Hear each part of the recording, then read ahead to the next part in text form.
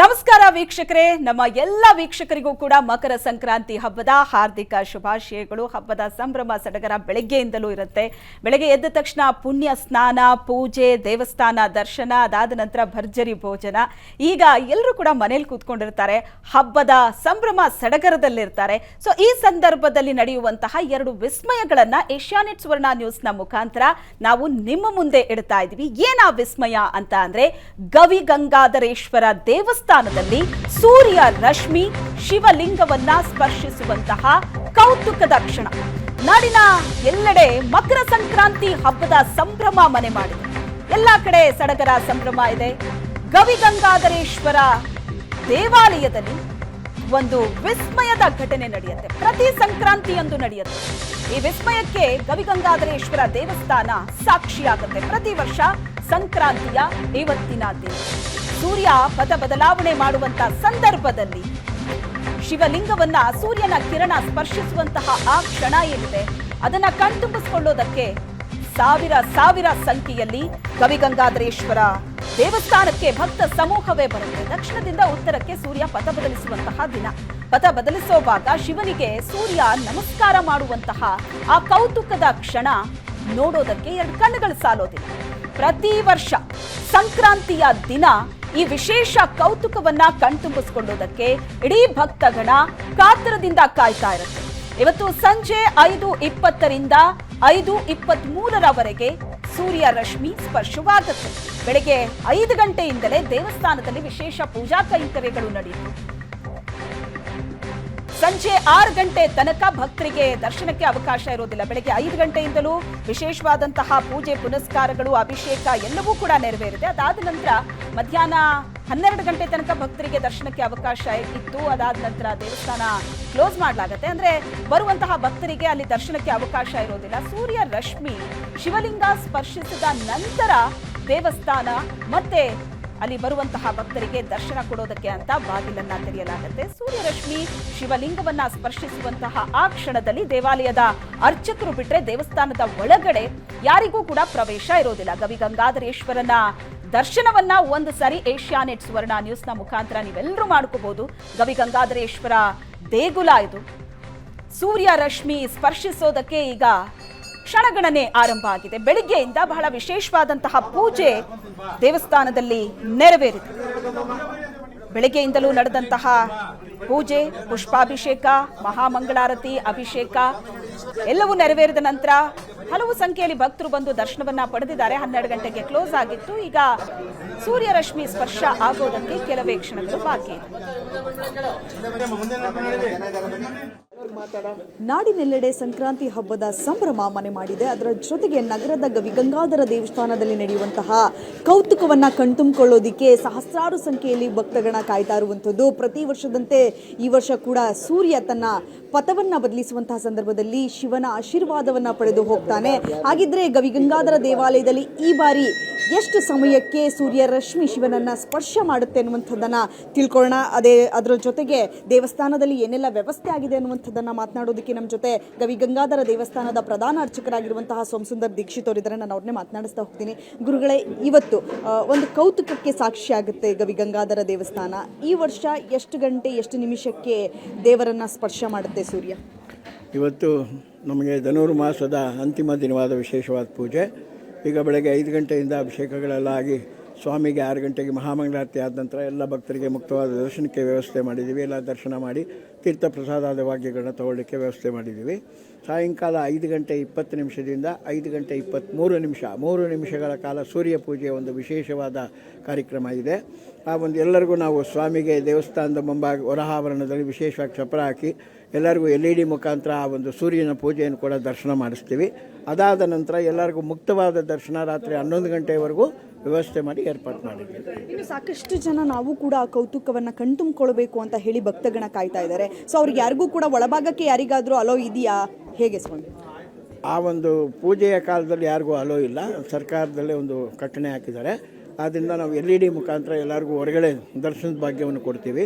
ಅದಾದ ನಂತರ ಸ್ವಾಮಿಗೆ ಕ್ಷೀರಾಭಿಷೇಕ ಮಾಡಿ ಆ ಸ್ವಾಮಿಯ ತನುವನ್ನು ಮಾಡಿಸಿ ಅದಾದ ನಂತರ ರಾತ್ರಿ 11 ಗಂಟೆವರೆಗೂ ಎಲ್ಲರಿಗೂ ಒಳಗಡೆ ದರ್ಶನದ ವ್ಯವಸ್ಥೆಯನ್ನು ಕೂಡ ಏರ್ಪಾಡು ಮಾಡಿದ್ದೀವಿ. ಮತ್ತೆ ಸಾಕಷ್ಟು ಭಕ್ತಾದಿಗಳು ಇವತ್ತು ಭೇಟಿಯನ್ನು ನೀಡ್ತಾ ಇದ್ದಾರೆ ದೇವಸ್ಥಾನಕ್ಕೆ. ಅವರಿಗೆ ಪ್ರಸಾದ ವಿನಿಯೋಗ ಏನಾದರೂ ಇದೆಯಾ?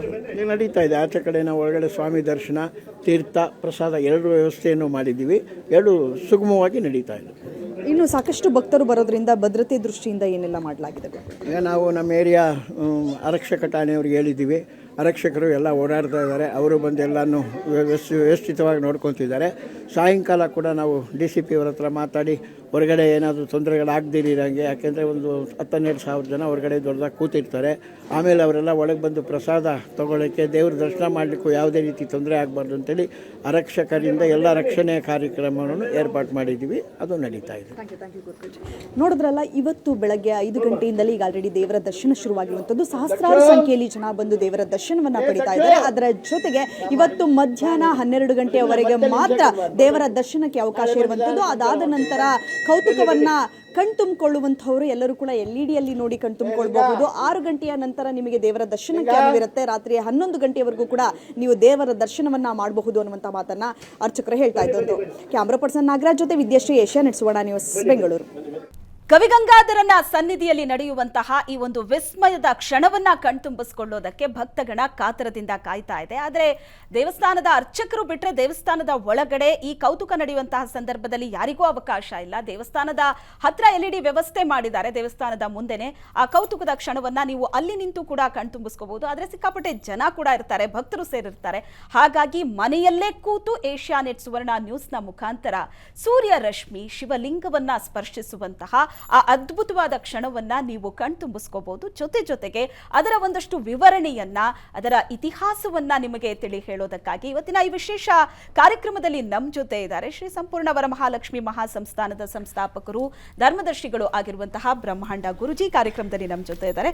ಗುರುಜಿ ನಮಸ್ತೆ, ಕಾರ್ಯಕ್ರಮಕ್ಕೆ ಸ್ವಾಗತ. ನಮಸ್ಕಾರ. ಸಂಕ್ರಾಂತಿ ಶುಭಾಶಯಗಳು ನಿಮಗೆ. ನಮಗೂ ಶುಭಾಶಯಗಳು, ನಿಮಗೂ ಶುಭಾಶಯಗಳು. ಎಲ್ಲ ವೀಕ್ಷಕ ಬಾಂಧವರಿಗೆ ಸುವರ್ಣ ಮುಖಾಂತರವಾಗಿ ಎಲ್ಲ ವೀಕ್ಷಕ ಬಾಂಧವರಿಗೆ ಹೊಸ ವರ್ಷದ ಅನುಗ್ರಹವಾಗಿರ್ತಕ್ಕಂಥ ಸೂರ್ಯನಾರಾಯಣನು ಸಂಪೂರ್ಣ ಆರೋಗ್ಯ ಕೊಡಲಿ ಅಂತ ಸಂಕ್ರಮಣದ ಶುಭಾಶಯಗಳು. ಎಸ್, ಹಬ್ಬ ಬೆಳಗ್ಗೆಯಿಂದ ಆಚರಣೆ ಮಾಡಿರ್ತಾರೆ ಗುರುಜಿ. ಎಲ್ಲರೂ ಸಹ ಬೆಳಗ್ಗೆ ಎದ್ರೆ ಪುಣ್ಯ ಸ್ನಾನ, ಪೂಜೆ, ದೇವಸ್ಥಾನ ದರ್ಶನ, ಅದಾದ ನಂತರ ಭರ್ಜರಿ ಭೋಜನ.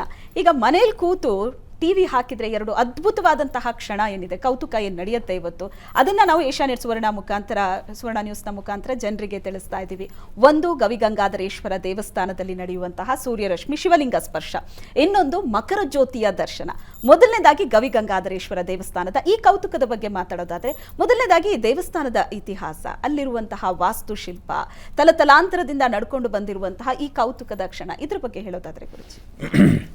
ಎಲ್ಲ ದೇವಾನುಗ್ರಹ ಭಕ್ತ ಪ್ರಿಯರೇ, ಪ್ರಿಯ ವೀಕ್ಷಕರೇ, ತಮ್ಮೆಲ್ಲರಿಗೂ ಆಧಾರದ ಸ್ವಾಗತ, ಸುಸ್ವಾಗತ. ಅಸಾಧ್ಯ ಸಾಧಕ ಸ್ವಾಮಿನ್ ಅಸಾಧ್ಯಂ ದವಕಿಮ್ಮದ ಶ್ರೀರಾಮದೂತ ಕೃಪಾ ಸಿಂಧು ಮತ್ಕಾರ್ಯ ಸಾಧೆ ಪ್ರಭು ದಿವಾಕರ ನಮಸ್ತುಭ್ಯಂ ಬಲ್ಲೋಕ ಪುಷ್ಪ ಸಂಕಾಶಂ ಹಾರ ಕುಂಡಲ ಶೋಭಿತೆ ಏಕಚಕ್ರಂದರಂದೇಂ ತಂ ಸೂರ್ಯಂ ಪ್ರಣಮಾಮ್ಯಹಂ.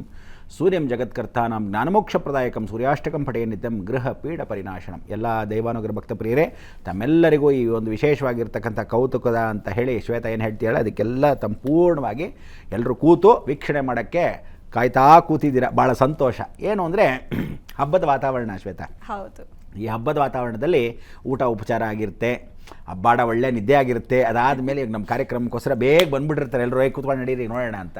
ಸೊ ಗವಿಗಂಗಾಧರೇಶ್ವರನ ದೇವಸ್ಥಾನ ಭಾಳ ವಿಶೇಷವಾಗಿರ್ತಕ್ಕಂಥ ಗೌತಮ ಋಷಿಗಳ ಆ ಕಾಲಕ್ಕೆ ಪ್ರಾಣ ಪ್ರತಿಷ್ಠಾಪನೆ ಆಗಿರ್ತಕ್ಕಂಥ ಜೊತೆಗೆ ಭಾರದ್ವಾಜ ಋಷಿಗಳು ಸಂತೋಷವಾಗಿ ಈ ಕಡೆ ಬಂದು ಪ್ರಾಂತಕ್ಕೆ ಬಂದಾಗ ಭಾರದ್ವಾಜ ಋಷಿ ಆಶ್ರಮದ ಒಂದು ಸಂಚಾರ, ಅಂದರೆ ಭಾರದ್ವಾಜ ಗೋತ್ರ ಯಾರ್ದು ಅಂದರೆ ಆಂಜನೇಯಂದು. ಇಲ್ಲಿ ಗೌತಮ ಋಷಿಗಳು ಪ್ರತಿಷ್ಠಾಪನೆ ಮಾಡೋಕ್ಕೆ ಮೊದಲು ಸನ್ಯಾಸ ಯೋಗವನ್ನು ಯಾವ ಕಾಲಕ್ಕೆ ಒಬ್ಬ ಮನುಷ್ಯ ತಗೋಬೇಕು ಅಂದಾಗ, ಸನ್ಯಾಸ ಯೋಗಕ್ಕೆ ತಗೋಬೇಕಾದ್ರೆ ಈ ಗವಿ ಒಳಗೆ ತಪಸ್ಸನ್ನು ಮಾಡ್ತಾಯಿದ್ರು, ಆದಷ್ಟು ಸನ್ಯಾಸ ಸ್ವೀಕರಣೆ ಮಾಡೋಕ್ಕೆ ಅಂತ. ಯಾಕೆ ಇದು ಸಾಕ್ಷಿ ಅಂದರೆ, ಪಕ್ಕದಲ್ಲಿ ವೀರಭದ್ರ ಇದ್ದಾನೆ, ಆ ಕಡೆ ಮಹಾಕಾಳಿ ಕೂತಿದ್ದಾಳೆ, ಈ ಕಡೆ ಮಹಾಗಣಪತಿ ಇದ್ದಾನೆ. ಇದೆಲ್ಲ ದೊಡ್ಡದಾಗಿ ಬಸವನಗುಡಿ ಅಂತ ಹೇಳಿ ಬೆಂಗಳೂರಲ್ಲಿ ಬಂದಿದೆ. ಅದು ವೈಶಿಷ್ಟ್ಯಪೂರ್ವಕವಾಗಿ ಆ ಕಾಲದಲ್ಲೇ ಇದ್ದಿರತಕ್ಕಂಥ ವಿಶೇಷತೆ. ಇಲ್ಲಿ ಆ ಕಾಳಮ್ಮನವರು ಇದ್ದ ಕ್ಷಣದಲ್ಲಿ ಈ ಕಡೆ ಇರತಕ್ಕಂಥ ವೀರಭದ್ರ ಸ್ವಾಮಿಗಳು, ಆ ಕಡೆ ನಂದೀಶ್ವರನು, ಮಧ್ಯದಲ್ಲಿ ಮಹಾಗಣಪತಿ, ಈ ಶಿವನು ಮಧ್ಯಭಾಗದಲ್ಲಿ. ಇದರಲ್ಲಿ ಎಲ್ಲರೂ ಕುಟುಂಬ ಪರಿವಾರ ಸಮೇತ ಅಂತ ಒಂದು ವಿಶೇಷವಾಗಿರ್ತಕ್ಕಂಥ ಸ್ಥಳ. ಇದರಲ್ಲಿ ಆ ಕಾಲದಿಂದ ಎಲ್ಲರೂ ಏನು ಅಂದರೆ ಮಹಾರಾಜರ ಕಾಲದಿಂದ ಇಲ್ಲಿ ಗುರು ಮುನಿಗಳ ತಪಸ್ಸು ಮಾಡಿದ ಸ್ಥಳ ಅಂತ ಕರಿತೀವಿ. ಆ ತಪಸ್ಸು ಮಾಡಿರ್ತಕ್ಕಂಥ ಈ ಗವಿ ಅಂತಕ್ಕಂಥದ್ದೇ ವಿಶೇಷತೆ ಅಂದರೆ ಗಂಗೆ ಇರಲಿಲ್ವಲ್ಲ, ಏನು ಮಾಡೋದು? ಭಾರದ್ವಾಜ ಋಷಿಗಳು ಸಂಚಾರ ಬರೋ ಸಮಯಕ್ಕೆ ಗಂಗೆ ಬರ್ತಾಳೆ. ಎಲ್ಲೆಲ್ಲ ಬರ್ತಾಳೆ? ಶಿವಗಂಗೆಯಿಂದ ಒಂದು ಅಂತರ್ಗಂಗೆಯಾಗಿ ಒಳಭಾಗದಲ್ಲಿ ಹರಿತಾಳೆ. ಅದಕ್ಕೆ ಅಲ್ಲಿ 3 ರಂಧ್ರಗಳಿದೆ. 3 ರಂಧ್ರಗಳ ಮುಖಾಂತರವೂ ಗಂಗೆ ಇಲ್ಲಿ ಹರಿದು ಬರ್ತಕ್ಕಂಥ ಸಾಕ್ಷಿ ರೂಪ. ಅದಕ್ಕೆ ಶಿಂಶುಮಾರ ಅಂತ ಒಂದು ನದಿ, ಅದು ವಿಶೇಷವಾಗಿ ನಂದಿ ಬೆಟ್ಟದಿಂದ ಬರ್ತಕ್ಕಂಥ ನದಿ, ಅದು ಕೂಡ ಒಳಭಾಗದಲ್ಲೇ ಬರುತ್ತೆ. ಒಂದು ಗಂಗೆ, ಒಂದು ಇವಳು, ಇನ್ನೊಂದು ತಲಕಾಡಿಂದ ಬರ್ತಕ್ಕಂಥ ಕಾವೇರಿ ಹರಿದು ಬರ್ತಾಳೆ ಅಂತ. ಆ ತಲಕಾಡಿಂದ ಬರ್ತಕ್ಕಂಥ ಎಲ್ಲಿದೆ ಅಂದರೆ ತಿಪ್ಪಗೊಂಡಳ್ಳಿಗೆ ಬರ್ತಾಳೆ. ತಿಪ್ಪಗೊಂಡಳ್ಳಿಯಿಂದ ಈ ಕಡೆ ಬಂದು ತಾವರೆಕೆರೆಗೆ ಬರ್ತಾಳೆ. ಅಲ್ಲಿಂದ ಕಾಳಿ ನದಿ ಜೊತೆ ಸೇರ್ತಾಳೆ. ಹಾಗೆ ವಿಶೇಷವಾಗಿ ವೃಷಭಾವತಿ ಹರಿಯಕ್ಕೆ ಮೊದಲು ಗಂಗಾಧರೇಶ್ವರ ಬಂದು ಆ ಕಡೆ ಆಂಜನೇಯನ ಕಾಲು ತೊಳ್ಕೊಂಡು ಅವಳು ಸೇರ್ಕೊಂಡ್ಬಿಡ್ತಾಳೆ. ಸೊ ಇದೆಲ್ಲ ಒಂದು ವಿಶೇಷವಾಗಿರುತ್ತೆ. ಈಗೆಲ್ಲ ಏನಾಗಿದೆ, ಚರಂಡಿಗಳಾಗ್ಬಿಟ್ಟು ಹೊಟ್ಟೋಗ್ತಾ ಇದೆ. ಆದರೆ ಆ ಕಾಲಕ್ಕೆ 3 ನದಿಯೂ ಬಂದು ಸೇರಿ ಹೇಗೆ ನಾವು ವಿಶೇಷವಾಗಿ ಅಮ್ಮನವ್ರಿಗೆ ಒಂದು ಸಾಕ್ಷಿಭೂತವಾಗಿ ಇವತ್ತಿಗೂ ಮಂಗಳೂರು ಪಾಕದಲ್ಲಿ ನಮಸ್ಕಾರ ಮಾಡಕ್ಕೆ ಹೋಗ್ತಾರೋ, ಅದೇ ರೀತಿ ಈಶ್ವರನ ಕಾಲು ತೊಳೆಗೆ ಗಂಗೆ ಬರ್ತಾ ಇದ್ಲು. ಗಂಗೆ ಚಮನೆ ಚೈವ ಗೋದಾವರಿ ಸರಸ್ವತಿ ನರ್ಮದಾ ಸಿಂಧು ಕಾವೇರಿ ಜಲಯಸ್ಮಿನ್ ಸನ್ನಿಧಿಂ ಕುರು ಅಂತ ಅಂದ್ಬಿಡ್ತಾರೆ. 7 ನದಿಗಳ ವಿಶೇಷವಾಗಿರ್ತಕ್ಕಂಥ ಸಂದರ್ಭದಲ್ಲಿ 3 ನದಿಗಳು ಬಂದು ಹೋಗ್ತಾ ಇದ್ವು. ಈ ಗುಹೆಗಳೇನಾಗಿದೆ, ಒಳಗೆ ಅಂತರ್ಗುಹೆ ಆಗಿಬಿಟ್ಟಿದೆ. ಬೆಂಗಳೂರಲ್ಲಿ ಎಲ್ಲ ಮನೆಗಳು ಅದೆಲ್ಲ ಕಟ್ಟಿಬಿಟ್ರಿಂದ ಹೊಟ್ಟೋಗ್ತಿದೆ. ಇದರಲ್ಲೇ ಗವಿ ಅನ್ನೋದು ಇವತ್ತಿಗೂ ಉಳಿದಿದೆ ಜೀವಂತವಾಗಿ ಅನ್ನೋದು ಒಂದು ಕ್ಷೇತ್ರ. ಆ ಕ್ಷೇತ್ರ ಪಾಲಕನಾಗಿರ್ತಕ್ಕಂಥ ವೀರಭದ್ರನೇ ಕ್ಷೇತ್ರ ಪಾಲಕ. ಇದಕ್ಕೆ ಕಾವಲು ಸಂಚಾರ ದೇವಿ ಯಾರಾದರೂ ಗ್ರಾಮ ದೇವತೆ ಕೂತಿದ್ದಾಳೆ ಅಂದರೆ ಅವಳು ಮಹಾಕಾಳಿಯಾಗಿ ಕೂತಿರ್ತಾಳೆ. ಸೊ ಈ ಮಹಾಕಾಳಿ ಜೊತೆಗೆ ಒಂದು ವಿಶೇಷ ಅಂದರೆ ಅಲ್ಲಿ ಕಾಳಭೈರವ ಕೂತಿರ್ತಾನೆ. ಜಮದಗ್ನಿ ಪ್ರತಿಷ್ಠಾಪನೆ ಮಾಡಿರ್ತಕ್ಕಂಥ ದುರ್ಗಾದೇವಿ ಪ್ರತಿಷ್ಠಾಪನೆ ಮಾಡಿರ್ತಕ್ಕಂಥ ದುರ್ಗಾ ಇದ್ದಾಳೆ. ಅಗ್ನಿ ತತ್ವದಲ್ಲಿ ಅಗ್ನಿ, ವಾಯು, ಜಲ, ಭೂಮಿ, ಆಕಾಶದಲ್ಲಿ ಇಲ್ಲಿ ಕ್ಷೇತ್ರದಲ್ಲಿ ಒಂದು ವೃಕ್ಷ ಅಂತಿದೆ. ಆ ವೃಕ್ಷಕ್ಕೆ ಯಾರಾದರೂ ಒಂದು ರಾಜ ಅಂತಿದ್ರೆ ಅದು ಅಗ್ನಿ ದೇವತೆ ಅಂತ ಕರೀತಾರೆ. ಸೊ ಅಗ್ನಿ ಇಲ್ಲಿ ಸ್ಪರ್ಶ ಅನ್ನೋದಕ್ಕೆ ಬಂಡೆ ಭಾಳ ಬಿಸಿ, ಶೆಕೆ ಅಂದರೆ ಶೆಕೆ. ನೀವು ಒಳಗೆ ಹೋಗ್ಬಿಟ್ರೆ ಅಂತೂ ಹಬೆ, ಪರಮೇಶ್ವರನ ನೋಡೋಕ್ಕೆ ಭಾಳ ಸಾಧ್ಯ ಅಲ್ಲ. ಸೊ ಆ ಥರ ಪ್ರದಕ್ಷಿಣೆ ಮಾಡ್ಕೊಳ್ಳೋಕ್ಕೆ ತುಂಬ ಬಗ್ಗಿ ಹೋಗಿ ಬರ್ತಕ್ಕಂಥ ಅವಕಾಶ ಸಪ್ತಮಾತೃಕೆಯರ ಸಮೇತವಾಗಿದೆ. ಸಪ್ತಮಾತೃಕೆಯರು ಆ ಕಾಲಕ್ಕೆ ಏನಾಗಿದೆ, ಗವಿ ಒಳಗಡೆ ಹೋಗಬೇಕಾದ್ರೆ ರಂಧ್ರಗಳು ಕೆತ್ತಿಗಡೆ ಮಾಡ್ತಾ ಇದ್ದಾಗ ಏನು ಹೇಳುತ್ತೆ, ಎಲ್ಲಿ ಈಶ್ವರನೋ ಅಲ್ಲಿ ವಿಶೇಷ ದಕ್ಷಿಣಾಮೂರ್ತಿ ಇರಲೇಬೇಕು. ಎಲ್ಲಿ ಮಹಾನಂದಿ ಇರ್ತಾನೋ ಅವನ ಜೊತೆ ಇರಲೇಬೇಕು. ಕಾಳಭೈರವ ಇರಬೇಕು. ಈ 3 ಜನ ಇರಬೇಕು.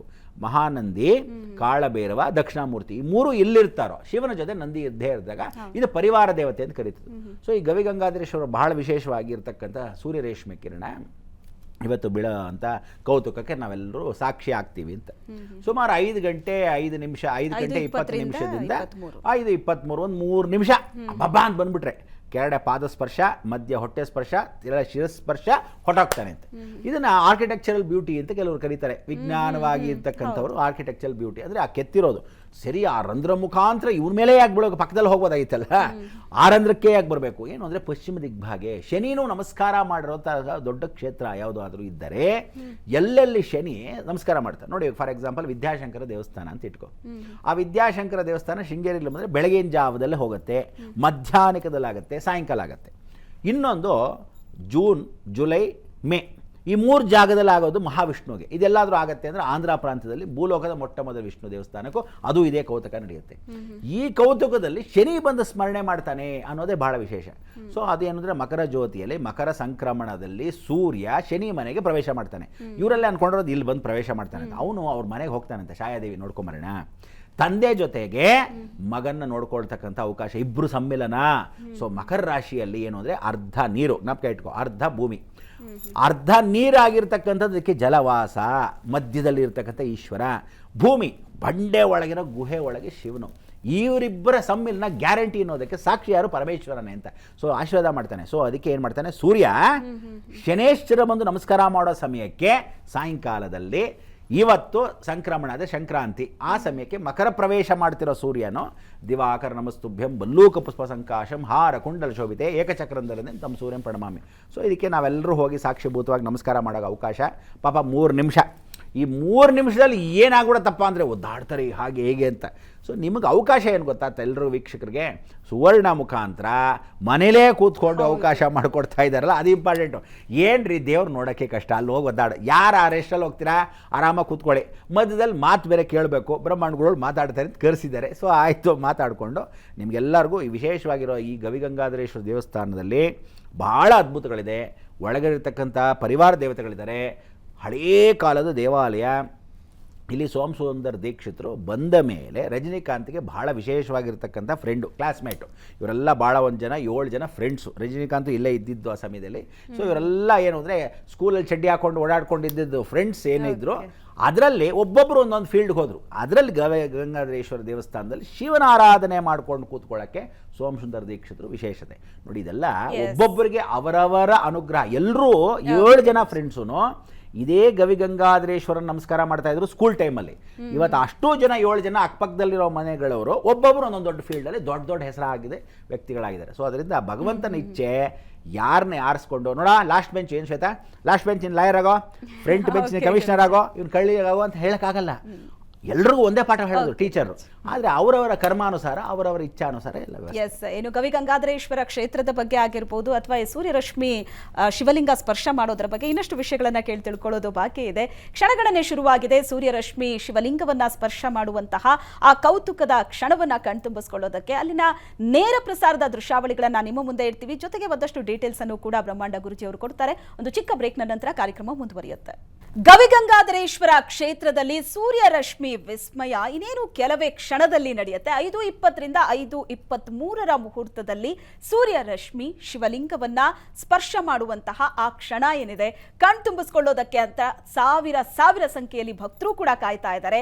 ಆ ಅದ್ಭುತವಾದ ಕ್ಷಣದ ನೇರ ಪ್ರಸಾರವನ್ನ ಏಷ್ಯಾನೆಟ್ ಸುವರ್ಣ ನ್ಯೂಸ್ನಲ್ಲಿ ನೀವು ಕೂಡ ನೋಡಬಹುದು. ಅದರ ಜೊತೆಗೆ ಬ್ರಹ್ಮಾಂಡ ಗುರುಜಿಯವರ ಒಂದಷ್ಟು ವಿವರಣೆ ಕೂಡ ಇರುತ್ತೆ. ಗವಿಗಂಗಾಧರೇಶ್ವರ ಕ್ಷೇತ್ರದ ಕುರಿತಂತೆ, ಈ ವಿಸ್ಮಯದ ಕುರಿತಂತೆ ಹಲವು ವಿಚಾರಗಳನ್ನ ತಿಳಿಸ್ಕೊಡ್ತಾ ಇದ್ರು. ಗುರುಜಿ, ನೀವು ಹೇಳ್ತಾ ಇದ್ರಿ ಆ ಕ್ಷೇತ್ರದ ಮಹಿಮೆ ಎಂಥದ್ದು ಅಂತ. ಗೌತಮ ಕ್ಷೇತ್ರ ಅಂತ ಕೂಡ ಕರೀತಾರೆ. ಗೌತಮ ಮುನಿಗಳು ಅಲ್ಲಿ ತಪಸ್ಸನ್ನ ಮಾಡಿದ್ರು, ತ್ರಿಕಾಲ ಪೂಜೆಯನ್ನ ಶಿವನಿಗೆ ನೆರವೇರಿಸಿದ್ರು. ಸೊ ಆ ಮೂಲಕ ಅದು ಗೌತಮ ಕ್ಷೇತ್ರ ಅಂತಲೂ ಕರೆಯಲ್ಪಡುತ್ತೆ ಅಂತ. ಗೌತಮ ಮಹರ್ಷಿಗಳ ಅಲ್ಲಿ ವಿಗ್ರಹ ಕೂಡ ಇದೆ, ಭಾರದ್ವಾಜ ಮುನಿಗಳ ವಿಗ್ರಹ ಇದೆ. ಆ ಕ್ಷೇತ್ರದ ಇನ್ನಷ್ಟು ಮಹಿಮೆ ಬಗ್ಗೆ ಹೇಳೋದಾದ್ರೆ, ಯಾಕಂದ್ರೆ ಆ ದೇವಸ್ಥಾನಕ್ಕೆ ಎಂಟ್ರಿ ಕೊಡ್ತಾ ಇದ್ದಂತೆ 2 ಕಂಬಗಳು ಅಲ್ಲಿಂದ ಶುರುವಾಗತ್ತೆ. ಒಂದೊಂದಕ್ಕೂ ಒಂದೊಂದು ಇತಿಹಾಸ ಇದೆ, ಒಂದೊಂದು ಕತೆ ಇದೆ ಅಲ್ಲಿ. ಸಾಧಾರಣವಾಗಿ ಎಲ್ರಿಗೂ ಗೊತ್ತಿರೋವಂಥದ್ದು, ಯಾಕೆಂದರೆ ಪ್ರತಿ ವರ್ಷವೂ ಹೌದು ಹೋಗಿ ಬರ್ತೀವಿ, ಎಲ್ರಿಗೂ ದೇವಸ್ಥಾನದ ವಿಸ್ಮಯಗಳನ್ನ ತೋರಿಸ್ತಾನೆ ಇರ್ತೀವಿ. ಏನಾಗಿದೆ, ಯಾವಾಗಲೂ ಒಂದು 10 ವರ್ಷಕ್ಕೊಂದ್ಸಲ ತೋರಿಸಿದ್ರೆ ಹೌದಾ ಗ್ಯಾರಂಟಿನಾ ಅಂತಾರೆ. ವರ್ಷ ತೋರಿಸ್ಬಿಟ್ರೆ ಹೌದಾ ನಮಗೆಲ್ಲ ನಾವು ಹೋಗಿ ಬಂದ್ಬಿಟ್ಟಿರ್ತೀವಿ ಅಂತ ಮತ್ತೆ ಜ್ಞಾಪಿಸ್ತಾ ಇರ್ತೀವಿ. ಇದರಲ್ಲಿ ಗೌತಮ ಋಷಿಗಳ ಕ್ಷೇತ್ರದ ಒಂದು. ಎರಡನೇದೇನಾಗಿದೆ, ಇಲ್ಲಿ ಪಾಣಿವಟ್ಟು ಸೋಮಸೂತ್ರ ಅಂತ ಏನು ಪ್ರತಿಷ್ಠಾಪನೆ ಆಗಿದೆ, ಈ ಸೋಮಸೂತ್ರ ಸೂರ್ಯ ಬಿಂಬದಲ್ಲಿ ಪ್ರತಿಷ್ಠಾಪನೆ ಆಗಿರೋದು. ಅಂದರೆ ಏನು ಅಂದರೆ, ಸೂರ್ಯನೇ ದೇವಸ್ಥಾನದ ಒಂದು ಶೈಲಿ. ಶಿಲ್ಪಶಾಸ್ತ್ರದಲ್ಲಿ ಸೂರ್ಯನ ಶೈಲಿ, ಚಂದ್ರ ಶೈಲಿ ಅಂತ ಕರೀತಾರೆ. ಸೊ ಇದು ಸೂರ್ಯನ ಶೈಲಿಯಲ್ಲಿ ಪ್ರತಿಷ್ಠಾಪನೆ ಮಾಡೋದು. ಅಂದರೆ ಕೆಲವು ದೇವಸ್ಥಾನಕ್ಕೆ ಸೂರ್ಯ ರೇಷ್ಮೆ ಕಿರಣ ಬೀಳ್ತಾ ಇದೆ.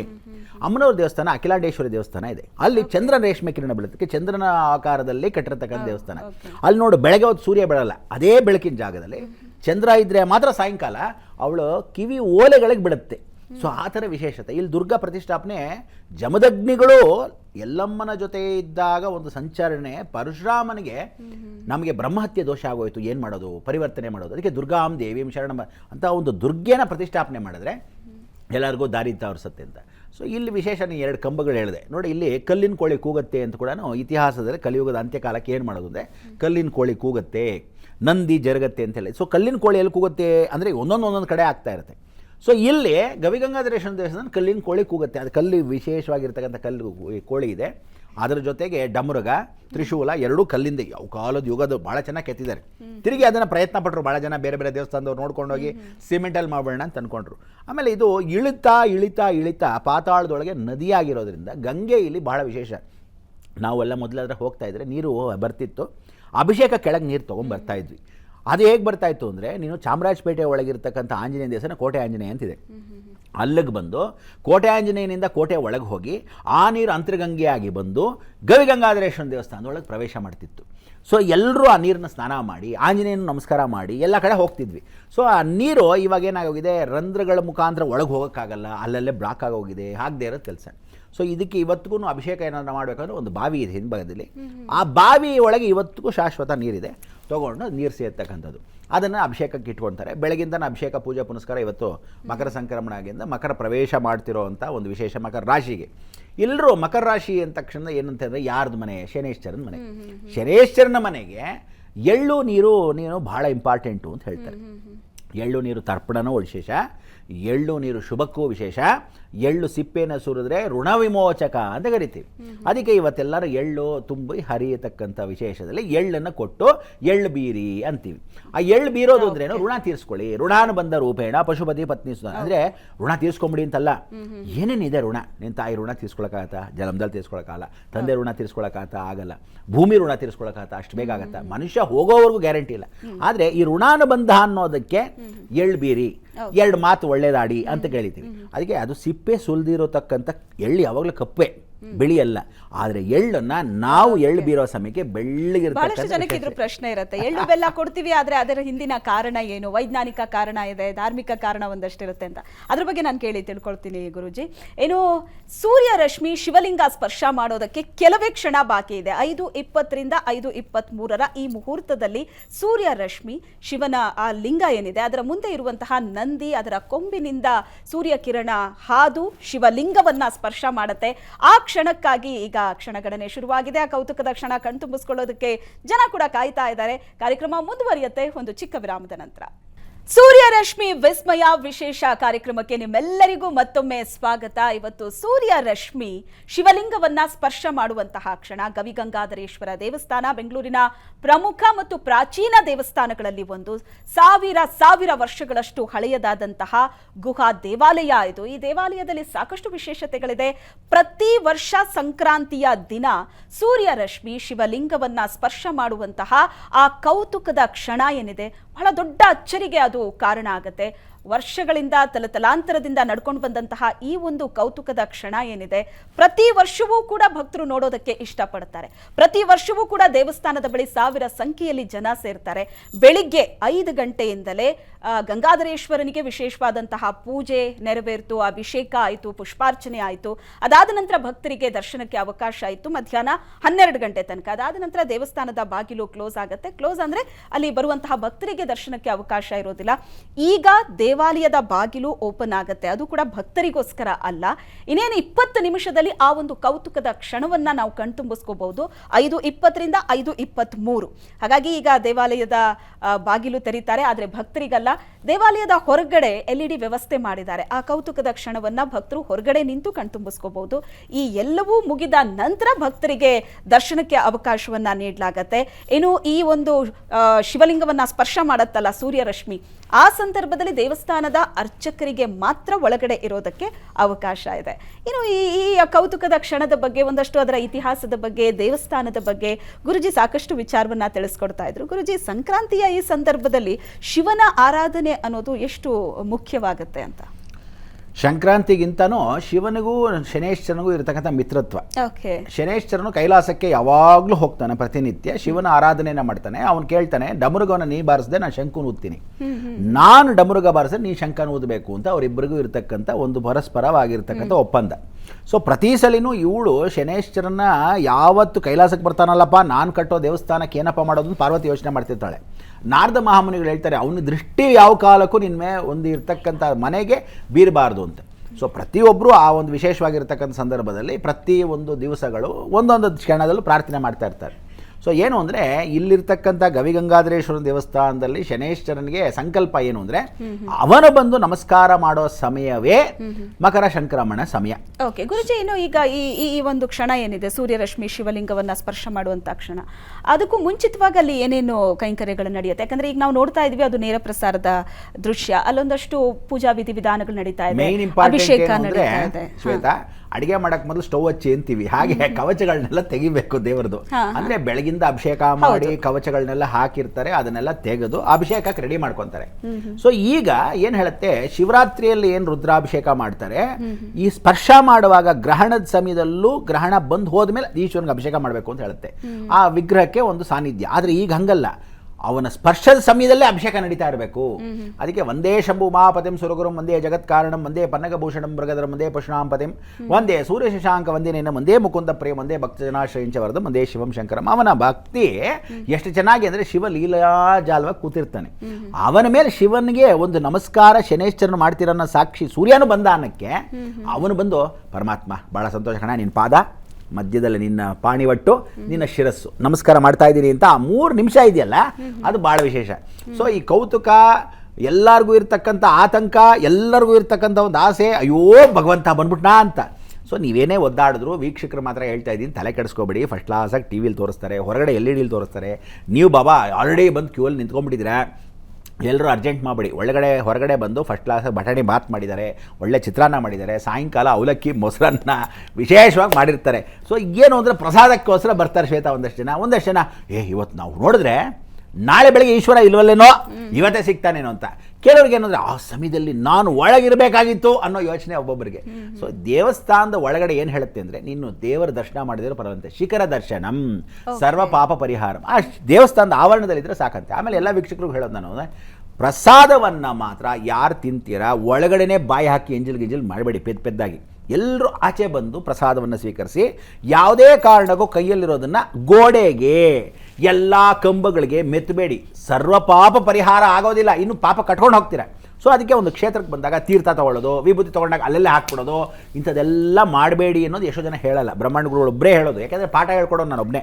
ಸೊ ನೀವೆಲ್ಲ ಏನು ಅಂದರೆ ಈ ಒಂದು ವಿಸ್ಮಯ ನೇರ ಪ್ರಸಾರದ ದೃಶ್ಯಾವಳಿಗಳನ್ನ ನೋಡ್ತಾ ಇದ್ದೀವಿ. ಕೆಲವೇ ಕ್ಷಣಗಳಲ್ಲಿ ಸೂರ್ಯ ರಶ್ಮಿ ಶಿವಲಿಂಗವನ್ನ ಸ್ಪರ್ಶ ಮಾಡುವಂತಹ ಕೌತುಕದ ಕ್ಷಣ ಇದು. ಹರ ನಮ ಪಾರ್ವತಿ ಪತಯೇ ಹರ ಹರ ಮಹಾದೇವ.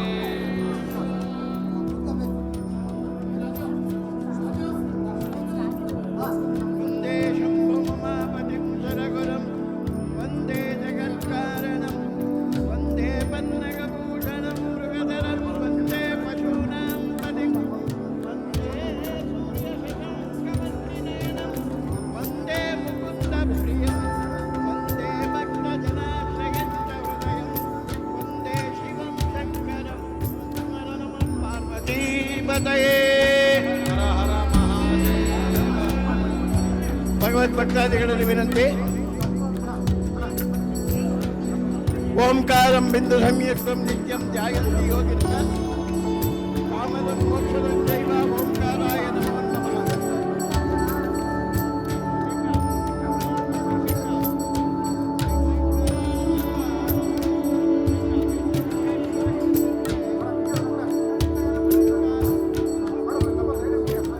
ಓಂಕಾರ ಬಿಂದು ಸಂಯೋಗೇನ ಓಂಕಾರಃ.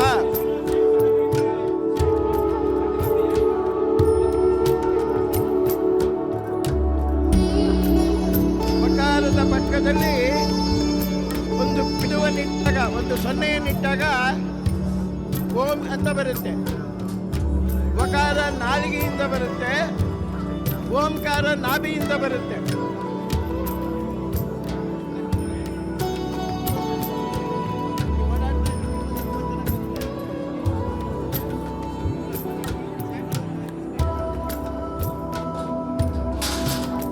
ಓಂ ಅನ್ನೋ ಶಕ್ತಿ ಇಡೀ ಜಗತ್ತನ್ನು ನಡವಳಿಸಿದೆ. ಆ ಬಿಂದುವಿನ ಒಂದು ಶಕ್ತಿ ಇಡೀ ಜಗತ್ತೇ ಬಿಂದುವಿನೊಳಗಿದೆ. ವೈಜ್ಞಾನಿಕವಾದ ರೀತಿಯಲ್ಲಿ ಈ ನಮ್ಮ ಭಾರತ ಭೂಮಿ ಉಂಟಾಗಿದೆ. ಈ ನಮ್ಮ ಏನು ಓಂಕಾರ ಇದೆ, ಬಿಂದು ರೂಪದಲ್ಲಿ ಇಡೀ ಭಾರತ ಭೂಮಿಯೇ ಇದೆ. ಆ ಭಾರತ ಭೂಮಿಯ ಶಕ್ತಿಯೇ ವೈಜ್ಞಾನಿಕ ಹಾಗೂ ಶಾಸ್ತ್ರ. ಶಾಸ್ತ್ರದಲ್ಲಿ ಬಿಂದುವನ್ನು ಸೇರಿಸಿದಾಗ ಓಂ ಅನ್ನೋ ಶಬ್ದ ಬರುತ್ತೆ. ವೈಜ್ಞಾನಿಕದಲ್ಲಿ ಆ ಗೋಳಾಕಾರದಲ್ಲಿರುವ ಪ್ರಪಂಚವೇ ಒಂದು ಗೋಳಾಕಾರವಾಗಿದೆ.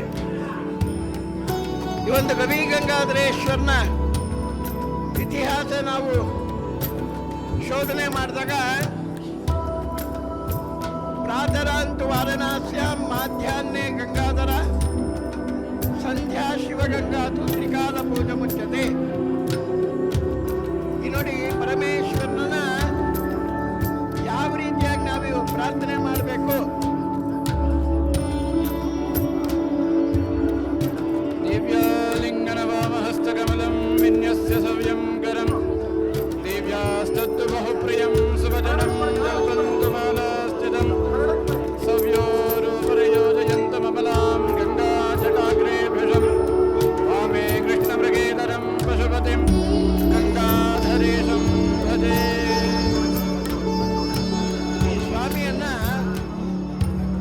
ವಿಧವಾಗಿ ನಾವು ಧ್ಯಾನ ಮಾಡಿದ್ರು, ಪೂಜೆ ಮಾಡಿದ್ರು, ಪ್ರಾರ್ಥನೆ ಮಾಡಿದ್ರು, ಶಿವಂ ಶಕ್ತಿ.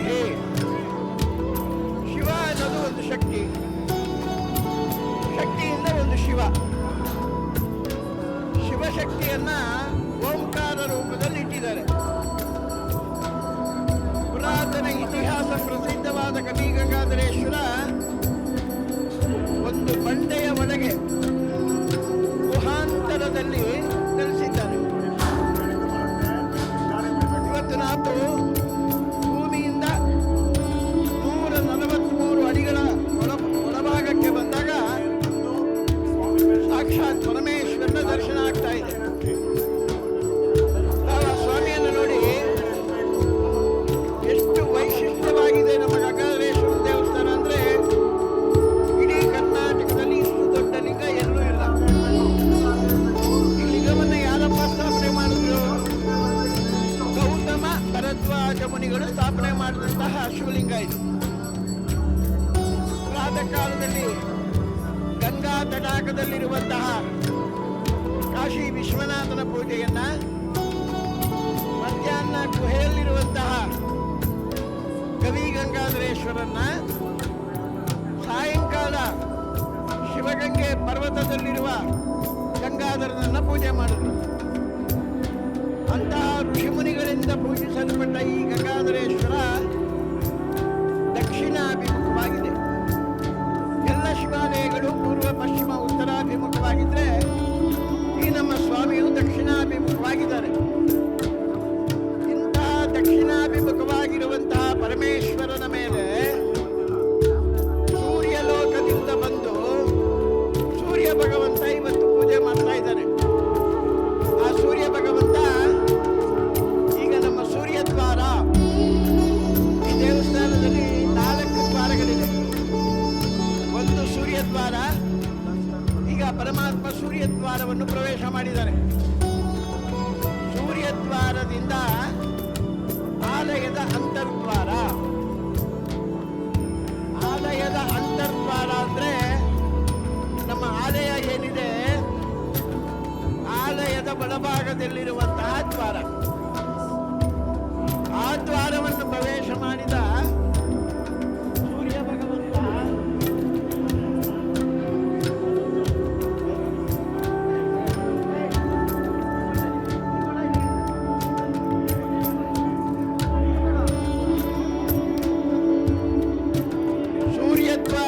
ಪ್ರವೇಶ ಮಾಡಿದ ಸೂರ್ಯ ಭಗವಂತ ಆಲಯದ ಒಳಗಡೆ ಪ್ರವೇಶ ಮಾಡಿ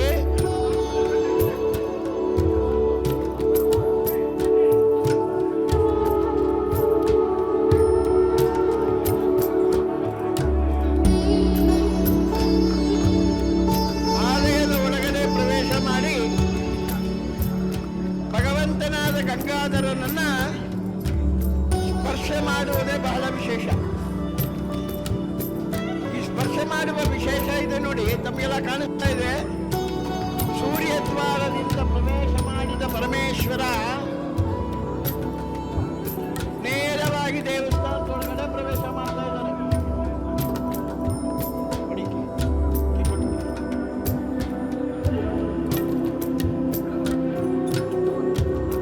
ಸೂರ್ಯ ದ್ವಾರದಿಂದ ಪ್ರವೇಶ ಮಾಡಿದಂತಹ ಭಗವಾನ್ ಸೂರ್ಯ ಪರಮಾತ್ಮ ದೇವಾಲಯದ ಒಳಭಾಗಕ್ಕೆ ಪ್ರವೇಶ ಮಾಡಿದ. ಅಲ್ಲಿಂದ ಪ್ರವೇಶ ಮಾಡಿದಂತಹ ಸೂರ್ಯನಾರಾಯಣ ಗರ್ಭಗೃಹ, ಅರ್ಧಮಂಟಪ, ನಂದಿಕೇಶ್ವರನ ಶೃಂಗ, ತದನಂತರ ಸ್ವಾಮಿಯ ಪಾದ.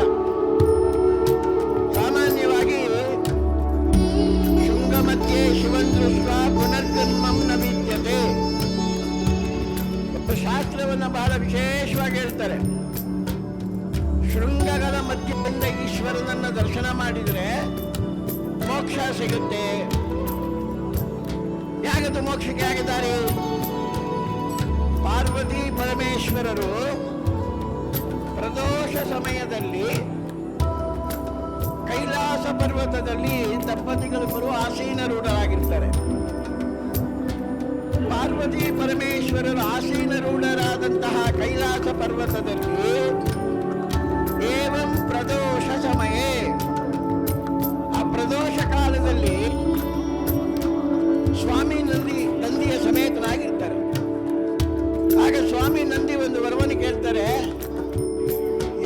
ಈಶ್ವರನ ಕೊಂಬಿನ ಮಧ್ಯದಲ್ಲಿ ನಿನ್ನ ದರ್ಶನವನ್ನು ಮಾಡ್ತಾರೆ, ಅವರಿಗೆ ಮೋಕ್ಷ ಕೊಡಿ. ಭಗವತಿ ಪರಮೇಶ್ವರನನ್ನ ತನ್ನ ವೃಷಭಾರೂಢ ಮೂರ್ತಿಯಾಗಿ ಕರೆದು ಭೂಲೋಕ ಸಂಚಾರ ಮಾಡಿದ ನಂತರ ಹಿಮವತ್ ಪರ್ವತದಲ್ಲಿ ಪಾರ್ವತಿ ಪರಮೇಶ್ವರರು ಆಸೀನರಾಗಿರ್ತಾರೆ. ಆಸೀನರಾದಂತಹ ಪಾರ್ವತಿ ಪರಮೇಶ್ವರರ ದರ್ಶನವನ್ನು ಮಾಡಿದ ಮೇಲೆ ಆ ಶೃಂಗಗಳ ಮಧ್ಯದಿಂದ ಯಾರು ಭಗವಂತನ ದರ್ಶನ ಮಾಡ್ತಾರೆ, ಏವಂ ಪ್ರದೋಷ ಸಮಯೇ, ಖಂಡಿತವಾಗ್ಲೂ ಅವ್ರಿಗೆ ಮೋಕ್ಷ ಸಿಗುತ್ತೆ. ಅದನ್ನು ನಾವು ಶಾಸ್ತ್ರದಲ್ಲಿ ಅಳವಡಿಸಿದಾಗ ಗೌತಮ ಋಷಿಗಳು, ಭಾರದ್ವಾಜ ಋಷಿಗಳು ಪೂಜೆ ಮಾಡಿದಂತಹ ಈ ಪ್ರಸನ್ನ ಗಂಗಾಧರೇಶ್ವರನನ್ನ ಏವಂ ಪ್ರದೋಷ ಸಮಯೇ, ಈ ಸಂಧ್ಯಾಕಾಲದಲ್ಲಿ ಶೃಂಗಗಳ ಮಧ್ಯದಿಂದ ಸ್ವಾಮಿಯನ್ನು ಪೂಜೆ ಮಾಡ್ತಾರೆ. ಸೂರ್ಯನಾರಾಯಣ ಸ್ವಾಮಿ ಅಂತ ಭಗವಂತನಾದ ಈಶ್ವರನ ಕಣ್ಣುಗಳಾದ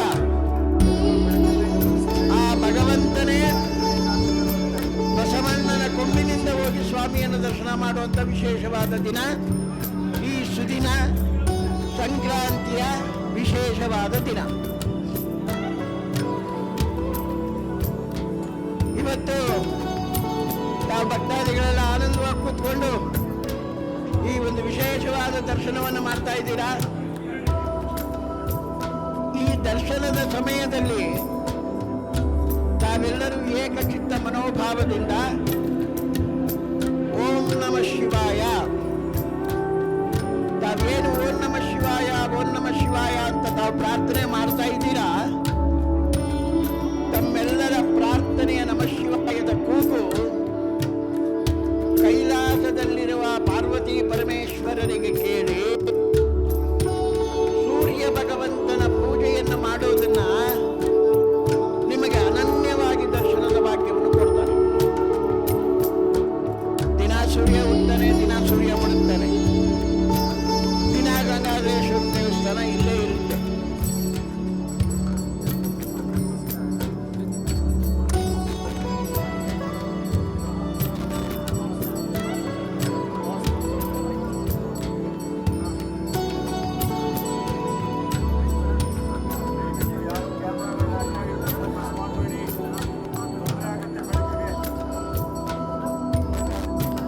ಭಗವಂತ ಸೂರ್ಯ ನಂದಿಕೇಶ್ವರನ ಬದಿಯಲ್ಲಿದ್ದಾನೆ. ಆ ನಂದಿಕೇಶ್ವರನ ದರ್ಶನವನ್ನ ಮಾಡಿ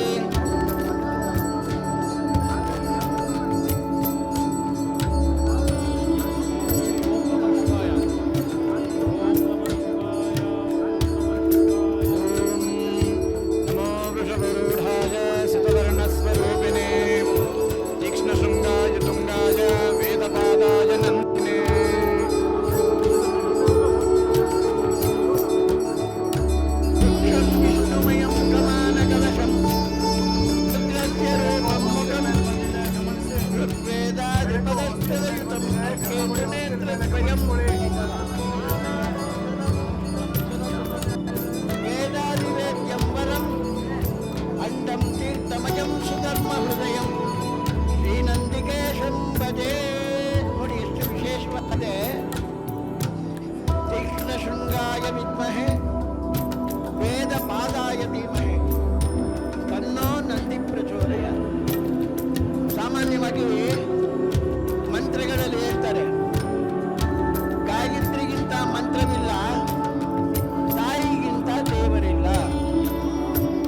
ಇವತ್ತು ನಮ್ಮ ಹಿಂದೂ ಧರ್ಮದಲ್ಲಿ ಮಾತಾ ಪಿತೃಗಳ ಪಾದವನ್ನು ಮುಟ್ಟಿ ನಮಸ್ಕಾರ ಮಾಡಿ ಇಂದಿನ ದಿನ ಶುಭವಾಗಲಿ ಅಂತ ಕೇಳುವಂತಹ ಸಾನ್ನಿಧ್ಯ ಬಹಳ ಕ್ಷೀಣಿಸ್ತಾ ಇದೆ.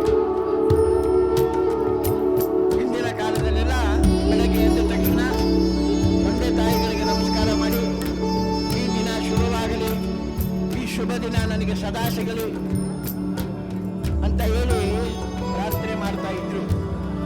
ಈಗಲೂ ಮಾಡ್ತಾ ಇದ್ದಾರೆ, ನಮ್ಮವ್ರು ಯಾರು ಇಲ್ಲ ಅಂತಲ್ಲ, ಆದ್ರೂ ಕಮ್ಮಿ ಆಗ್ತಾ ಇದೆ. ತೀಕ್ಷ್ಣ ಶೃಂಗಾಯ ವಿದ್ಮಹೆ ರುದ್ರಾಯ ಧೀಮಹಿ.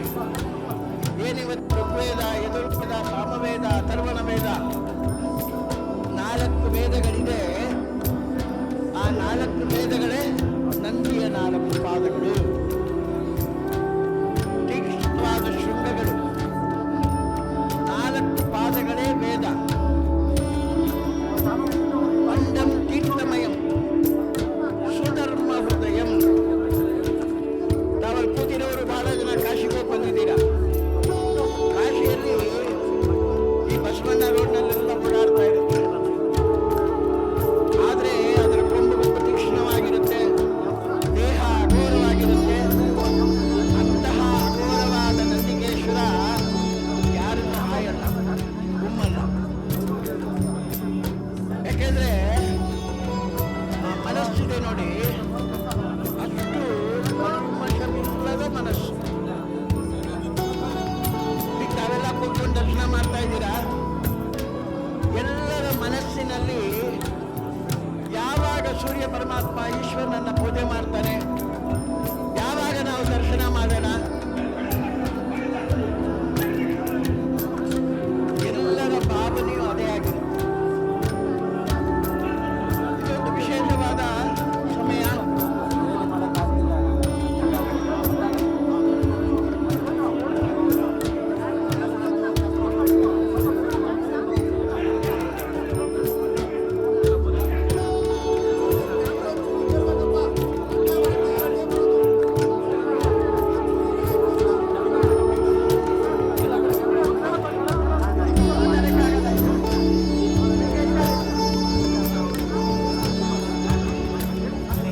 ವಿಶೇಷವಾದ ಈ ಸುದಿನದಲ್ಲಿ ಮಾಮರರು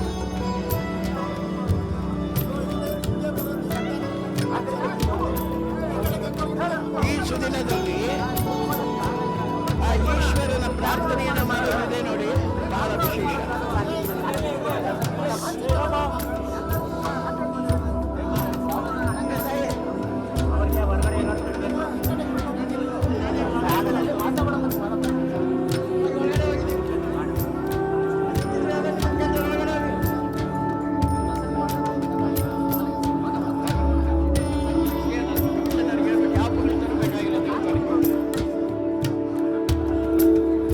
ಇಂತಹ ವಿಶೇಷವಾದ ದಿನದಲ್ಲಿ ನಿರ್ಮಲ ಆನಂದವಾಗಿ ಏನು ಕೂತಾವೆಲ್ಲ ದರ್ಶನ ಮಾಡ್ತಾ ಇದ್ದೀರಾ. ಆ ಶುಕ್ರ ಭಗವಂತ ನೋಡಿ ಈಗ ನಂದಿಗಳ ಶೃಂಗ ಭಾಗದ ಮಧ್ಯದಲ್ಲಿ ಬಂದ.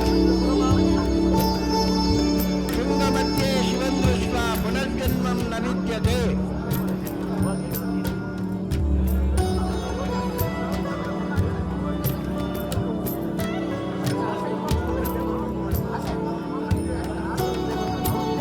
ಆ ನಂದಿಯ ಶೃಂಗಗಳ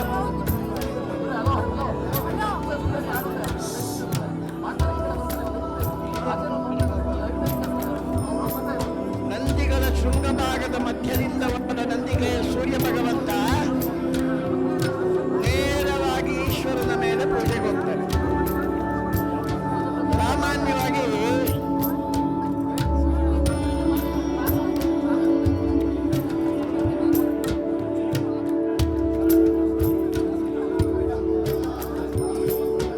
ಶೃಂಗಗಳ ಮಧ್ಯಭಾಗದಲ್ಲಿ ಬಂದ ನಂದಿಕೇಶ್ವರನ ಭಾಗದಲ್ಲಿ ಪರಮಾತ್ಮ ಸೂರ್ಯ ಭಗವಂತ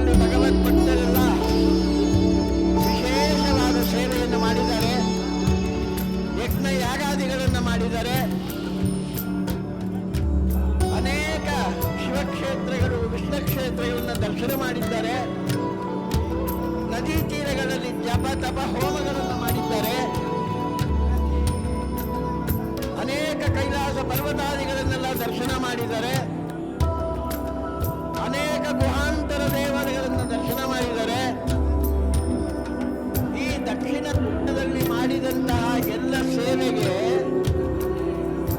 ಈ ಉತ್ತರಾಯಣ ನಾಳೆ ನಾನು ಪ್ರವೇಶ ಮಾಡುವ ಉತ್ತರಾಯಣದಲ್ಲಿ ಗೃಹ ಪ್ರವೇಶ, ಮದುವೆ, ಮುಂಜಿ, ನೂತನ ಆಲಯ ನಿರ್ಮಾಣ ಇದೆಲ್ಲ ಮಾಡಲಿಕ್ಕೆ ಸ್ವಾಮಿ ಬೇಕು, ಸ್ವಾಮಿ ಅನುಗ್ರಹ ಬೇಕು. ನಿನ್ನ ಅನುಗ್ರಹದಿಂದ ದಕ್ಷಿಣಾಯಣ ಕಾಲದಲ್ಲಿ ಮಾಡಿದಂತಹ ಯಜ್ಞ, ಯಾಗ, ಪೂಜೆ, ಪುನಸ್ಕಾರ, ದಾನ, ಧರ್ಮ ಎಲ್ಲದಕ್ಕೂ ಪ್ರಸಾದವಾಗಿ ನಾನು ನೀಡಬೇಕಾಗಿದೆ. ಈ ಉತ್ತರಾಯಣ ಶುಭ ವೇಳೆಯಲ್ಲಿ ಎಲ್ಲ ಭಕ್ತ ಸಮೂಹಕ್ಕೆ ನಿನ್ನ ಪೂಜಾ ನಂತರ, ನಿನ್ನ ದರ್ಶನಾನಂತರ ಆ ಸ್ವಾಮಿಯನ್ನು ನಾನು ಕೇಳಿ ಎಲ್ಲ ಭಕ್ತ ವೃಂದದವರಿಗೆ ಅನುಗ್ರಹವನ್ನು ಮಾಡಬೇಕಾದ ವಿಶೇಷ ದಿನವೇ ಈ ಗಂಗಾಧರೇಶ್ವರನ ಸೂರ್ಯ ಪೂಜೆಯ ವಿಶೇಷ. ತಾವೆಲ್ಲ ಕೂತಿದ್ದೀರಾ? ಈ ಕ್ಷಣ ಏನಿದೆ ಬಹಳ ವಿಶೇಷವಾದ ಕ್ಷಣ. ಈ ವಿಶೇಷವಾದ ಕ್ಷಣದಲ್ಲಿ ನಿಮ್ಮ ಮನೋಭಾವನೆಗಳು, ನೀವು ದಕ್ಷಿಣಾಯನದಲ್ಲಿ ಏನೂ ಮಾಡಲಿಲ್ಲ, ಯಾತ್ರೆ ಮಾಡಲಿಲ್ಲ, ತೀರ್ಥ ಸ್ನಾನ ಮಾಡಲಿಲ್ಲ, ಸಮುದ್ರ ಸ್ನಾನ ಮಾಡಲಿಲ್ಲ, ಬೆಟ್ಟ ಗುಡ್ಡಗಳನ್ನು ಹತ್ತಲಿಲ್ಲ. ಆದರೆ ಈ ದಕ್ಷಿಣಾಯನ ಉತ್ತರಾಯಣ ಪರ್ವಕಾಲದಲ್ಲಿ ಪರಮೇಶ್ವರನ ಪೂಜೆಯನ್ನು ಮಾಡುತ್ತಿರುವ ಸೂರ್ಯ ಭಗವಂತನ ಪೂಜೆಯನ್ನು ದರ್ಶನ ಮಾಡಿ ಉತ್ತರಾಯಣ ಪಡೆಯುವಂತಾಗಲಿ. ಈಗ ಸ್ಫಟಿಕಲಿಂಗ, ಶುದ್ಧ ಸ್ಫಟಿಕ ಸಂಕಾಶಂ, ಶುದ್ಧ ವಿದ್ಯಾಪ್ರದಾಯಕಂ, ಪೂರ್ಣಂ ಚಿದಾನಂದಂ ಸದಾ ಶಿವಮಹಂ ಭಜೆ. ಶುದ್ಧ ಸ್ಫಟಿಕಯುಕ್ತವಾದ ಈ ಲಿಂಗವನ್ನ ಸೂರ್ಯ ಭಗವಂತ ಪೂಜೆ ಮಾಡಿ ಆ ಶುದ್ಧವಾದ ಸ್ಫಟಿಕವನ್ನು ಕೇಳ್ತಾನೆ. ಆ ಪರಮೇಶ್ವರ ಗಂಗಾಧರೇಶ್ವರನ ದರ್ಶನ ಭಾಗ್ಯವನ್ನು ಕೊಡು, ಅವನ ಪೂಜೆಯ ಭಾಗ್ಯವನ್ನು ಕೊಡು. ಸಹಸ್ರ ಸಂಖ್ಯೆಯಲ್ಲಿ ಸಹಸ್ರಾರು ಕಣ್ಣುಗಳು ವೀಕ್ಷಿಸುತ್ತಿರುವ ಈ ಶುಭ ಸಂದರ್ಭದಲ್ಲಿ ಎಲ್ಲರಿಗೂ ವಿಶೇಷವಾದ ದಾನವನ್ನು ಕೊಡು, ಎಲ್ಲರಿಗೂ ವಿಶೇಷವಾದ ಕರ್ಮವನ್ನು ಮಾಡಲಿಕ್ಕೆ ಅವಕಾಶವನ್ನು ಕೊಡು. ಆ ರೀತಿಯಾಗಿ ಸ್ಫಟಿಕಲಿಂಗವನ್ನು ಪ್ರಾರ್ಥಿಸಿದ ಪರಮಾತ್ಮ ಸೂರ್ಯ ಭಗವಂತ ನೇರವಾಗಿ ಅತಿ ಶೀಘ್ರವಾಗಿ ಈಶ್ವರನ ಪಾದವನ್ನು ಸ್ಪರ್ಶ ಮಾಡುವ ಶುಭ ಕಾಲ ಬಂದಿದೆ.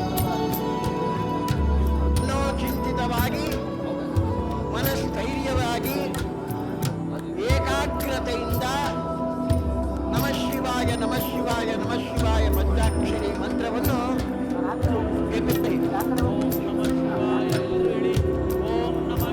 अस्मालेपनकरं त्रिपुण्ड्रविलसते सिन्दूरचित्तान्तं यक्का वामकरेषु सव्यप्रहरं चर्माम्बरे शोभितं शूलं कृष्णमृगस्य लम्बितकरं चूडेन्दुबद्धं हरं सेवे सेन्द्रचरन्तपुण्यमनिशं कालमूर्तिं शिवम्. ಒಡೆಯ ಶಿವಧ್ಯಾನದಿಂದ ಸಂತೃಪ್ತನಾದಂತಹ ಅಮೃತ ಶಿಲೆಯ ಸ್ಫಟಿಕರಚಿತವಾದ ಶಿವಲಿಂಗ ತೃಪ್ತಿಯಾಗಿ ಮೂಲಮೂರ್ತಿಯಾದ ಶಿವನ ಪೂಜೆಗಾಗಿ ಅನುವು ಮಾಡಿಕೊಟ್ಟರು ಆ ಸ್ಫಟಿಕಲಿಂಗ. ಈಗ ಸೋಮಸೂತ್ರ. ಸೋಮಸೂತ್ರ ಎಂದರೆ ಪಾರ್ವತಿ. ಸಾಮಾನ್ಯವಾಗಿ ಬ್ರಹ್ಮ ವಿಷ್ಣು ಮಹೇಶ್ವರಾದಿಗಳೆಲ್ಲರೂ ಮೂರ್ತಿ ರೂಪವಾಗಿರ್ತಾರೆ. ಆದರೆ